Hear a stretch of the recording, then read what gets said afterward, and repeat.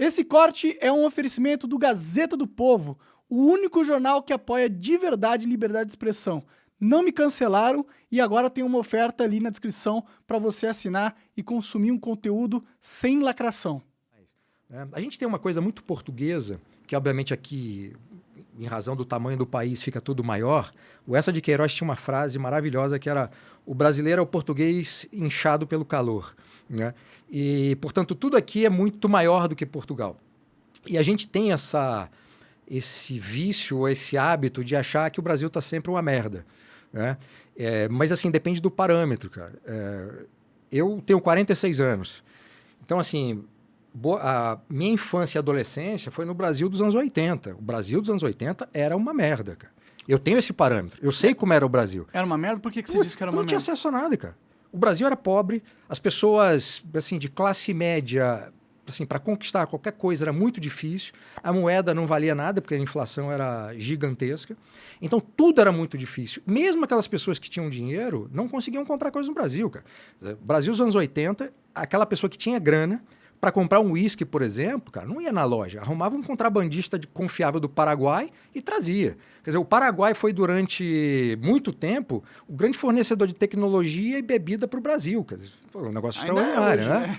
Cara, mas assim, não se compara, entende? Não se compara. Bom, eu não lembro, eu não vivi essa época. Assim, não posso... Computador, chegava muito computador para o Brasil, na época ainda da lei da informática, que tornava proibitivo você importar computador. Por quê? Não sei se eu não quero também cortar a tua...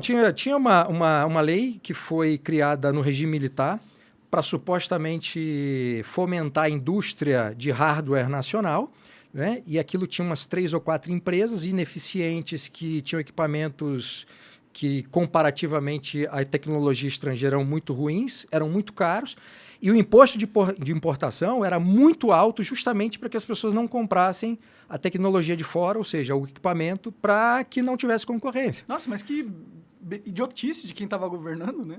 Porque... O regime militar, a quantidade de bobagem que foi feita durante o regime militar é um negócio extraordinário. O próprio regime militar em si foi um erro, mas a quantidade de bobagens do ponto de vista econômico é inacreditável. Então, assim, nós ficamos parados durante muito tempo. Então, cara, eu peguei isso tudo, sabe? Então, o Brasil de hoje, comparado ao Brasil dos anos 80, nós temos os problemas, nós temos dificuldade, tem um monte de coisa para resolver, mas se a gente também não tem esse parâmetro, a gente fica achando que o Brasil de hoje continua sendo a mesma porcaria que era nos anos 80. E não é. Mas será que o Brasil, ele ainda é a mesma porcaria, só que o mundo mudou? Tipo, o Brasil estacionou e ficou parado, e só pelo mundo ter mudado, a gente começou a ter mais coisas. Não, cara, mudou muita coisa. Houve uma globalização industrial. Só a mudança de moeda que houve a partir de 92, 94, acho que a transição começa em 92 com o governo do Itamar Franco, né? Que aí passa o RV e depois o real. Só isso, cara, já mudou muito no Brasil. E junto com todas a abertura, enfim, do Brasil para o mundo, as coisas começaram a chegar aqui, a importação ficou mais fácil e mais barata. A tecnologia entrando fez com que muita gente começasse a ter profissões novas. Então, assim, era inimaginável, por exemplo, esse mercado de games. No Brasil, o game é o cara que joga o game, né? Você vê como eu conheço o negócio. Mas esse mercado de games hoje no Brasil, que é uma potência extraordinária... Poderia do ponto ser de vista... no Brasil, né? Não, já é, cara. Não. Já é. Mas você está comparando ao quê? A todos os outros países que têm uma indústria de tudo games bem, cara, mas você também... forte, tá ligado? Tudo bem, mas você não pode ver a coisa também, né, nessa ótica. Você tem que ver de onde saiu e aonde está hoje, cara. Então, assim... Aqui vai sair do... Sempre vai... É que a gente... Eu tô querendo comparar o Brasil com o resto do mundo. Mas não dá, cara. Você tem que... Esse é um erro. Esse é um erro brutal. Porque é o seguinte, se você compara o Brasil, que tem uma história singular, que passou por um monte de coisa e não passou por várias coisas que outros países passaram, a comparação vai ser sempre inadequada, cara. A melhor comparação que você pode fazer com o Brasil é com o próprio Brasil de décadas anteriores. Porque aí você tem um parâmetro. Se você compara o Brasil, sei lá, com a Inglaterra, com a Suíça, não sei o quê, você vai sim, sempre achar que o Brasil tá uma merda. Sim, só que tem um problema nesse pensamento que é o seguinte, não é como se a gente estivesse no mundo livre de competição. O mundo é cada vez mais competitivo e com a crise econômica mundial que está acontecendo agora, fica cada vez mais intenso a briga por capital e por dominância política. O Brasil estando a gente só ficar comparando com o Brasil de antigamente, a gente pode não perceber que o Brasil tem que evoluir para um nível muito diferente do que ele está agora e rápido, se a gente quiser continuar competindo de igual para igual com o resto das potências do mundo. Eu concordo com você, mas o que você está dizendo não está em desacordo com o que eu disse. Nós estamos falando de coisas diferentes. É claro que você tem que sempre mirar naqueles países que estão fazendo coisas melhores ou acharam soluções mais adequadas do que a gente e copiar o modelo ou adaptar aquilo que pode ser adaptado. Isso é uma coisa. É claro que existe concorrência, é claro que tem muita coisa que a gente precisa buscar parâmetros internacionais para poder melhorar. Isso é uma coisa, eu concordo. É claro que tem que fazer. O que eu estou dizendo é, se a gente, no momento que a gente está, em vez de só mirar e buscar boas experiências externas, ficar se lamentando que a gente não é a Suíça, que a gente não é a Inglaterra, que a gente não é os Estados Unidos, em vez de criar um movimento social, né, e individual, obviamente, para que a gente avance, copiando, adaptando as melhores práticas, a gente fica no imobilismo, sabe? Ah, o Brasil é uma porcaria, então não adianta fazer nada e tudo mais. Eu estou falando de duas coisas. É que uma não é necessariamente... uma não precisa da outra, essas duas hipóteses. A gente pode pensar que o Brasil é uma porcaria e falar assim, não, a gente tem que mudar isso e tem que ser rápido. Mas veja que a gente está falando de coisas complementares e não de posições antagônicas. E quando eu digo que o Brasil é porcaria, eu não estou nem falando em questão de, tipo, é ruim a vida aqui. Eu gosto da vida aqui no Brasil, apesar de todos os problemas que estão acontecendo, eu não acho que a gente vive no inferno. Mas eu vejo que o Brasil, ele falha muito na questão Estado brasileiro, entendeu? Não os brasileiros também um pouco, mas não só os brasileiros. Não só os brasileiros, mas o Estado brasileiro, ele é meio novato no jogo político global, entendeu? Parece que nosso Estado não é forte, ele é fraco, ele tá brincando de dama, enquanto o resto dos outros países estão brincando de xadrez, entendeu? Por isso que eu falo assim que aqui a gente tá numa situação de muita vulnerabilidade no Brasil, na minha visão. Não, mas claro que tá. Mas assim, isso é reconhecimento do que tá ruim e do que precisa melhorar. Sim. E aí, quando você reconhece, você tem um diagnóstico, qual é o problema do Estado brasileiro. Aí, considerando o Estado de forma restrita, as instituições políticas no âmbito federal, estadual e municipal.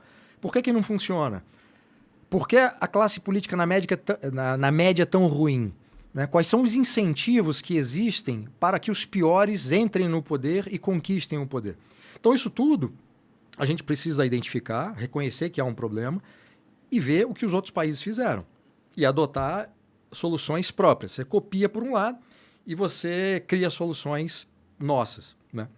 Então tem uma série de incentivos legais, institucionais, estruturais que podem ser alterados para que isso melhore, né? Mas o que eu estou dizendo, em termos de comparar o Brasil, é que é para a gente não perder a nossa própria memória cultural e política. Porque se a gente perde isso, a gente não sabe de onde a gente saiu e como a gente está agora.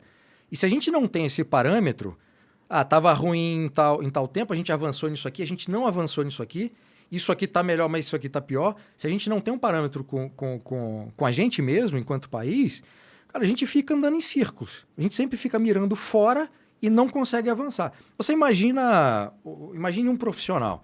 Você começa a estudar, você faz um planejamento de vida. Nesse planejamento de vida, de 5 em 5 anos, imaginemos que essa pessoa vai olhar os 5 anos para trás e dizer, pô, eu consegui avançar, eu consegui avançar, eu consegui avançar. Tudo isso vai te dando força para melhorar. Se você não faz esse exame, esse autoexame, cara, as coisas vão acontecendo... Você não sabe onde você errou, né? Você não sabe onde errou, você não sabe onde acertou, você sequer sabe. Você pode até se sentir bem. Eu estou bem aqui.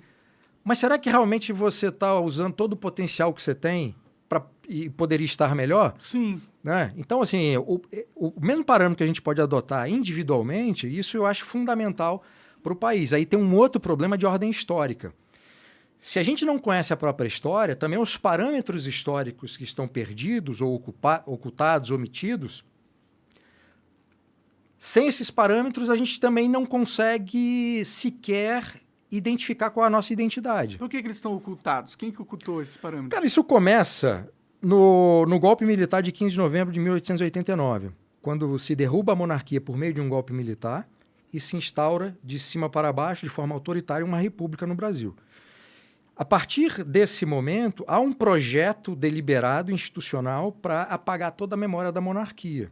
De início, o medo desses caras, e esse projeto avançou por causa disso, é que a própria população se levantasse, se ainda houvesse resquícios da monarquia, e derrubasse a República. Porque a República não foi uma obra de um anseio popular. Foi uma obra de uma elite positivistas militares e uma ala liberal, que não estavam satisfeitos com os rumos da monarquia e decidiram promover um golpe de Estado para derrubar. E aí houve, de início, essa tentativa de apagar a história e recomeçar o Brasil do zero, né? Você acaba de assistir um corte do Monarch Talks, agradeço demais, mas se você quiser ver o vídeo na íntegra e acompanhar ao vivo todas as transmissões, você tem que ir lá no rumble.com/monarch para não perder nada. Segue a gente lá.